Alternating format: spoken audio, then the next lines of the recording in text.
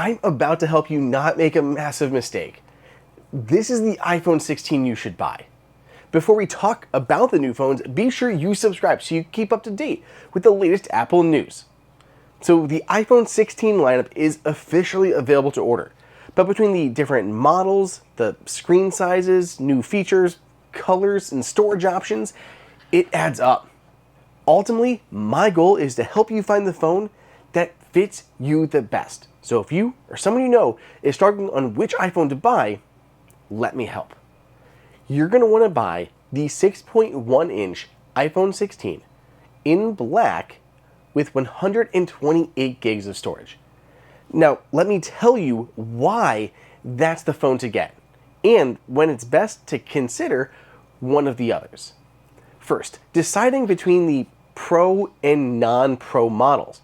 This year, more than ever, it makes sense to go with the non-Pro phone. Apple has already brought the dynamic island, the action button, the 48 megapixel primary camera, macro camera, and the new camera control to these base phones. Truthfully, jumping to the Pros amounts to higher refresh rate on the screens, faster USB speeds, a higher zoom camera, and a few other fairly minimal changes for your average user. Not to mention, they're both using almost the same chip. The A18 in the iPhone 16 is a bin version of the A18 Pro found in the Pros, meaning it was sorted out during production as having slightly lower specs.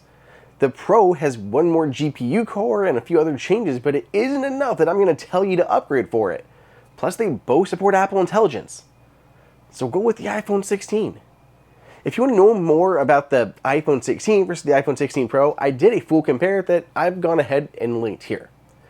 So as far as screen size, this is all personal preference.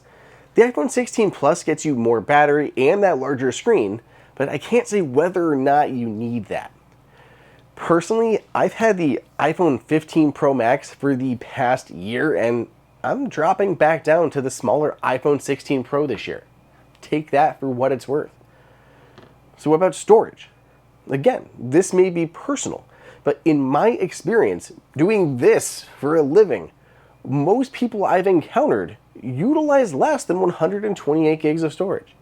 It's not everyone, so here's what you should do to make sure you have the correct choice.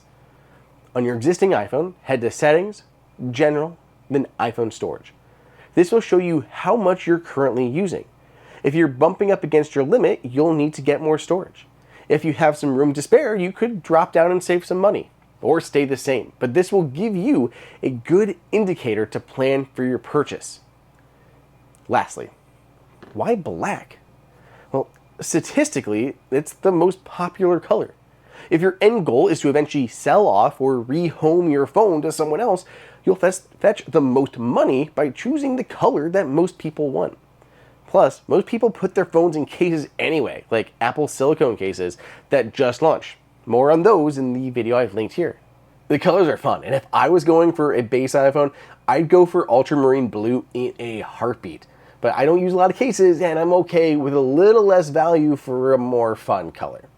So what say you? That's the iPhone 16 I think you should buy, but which one will you end up with?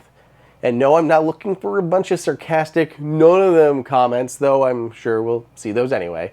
So let me know down below. Otherwise, subscribe, turn those notifications on, and I'll catch you next time.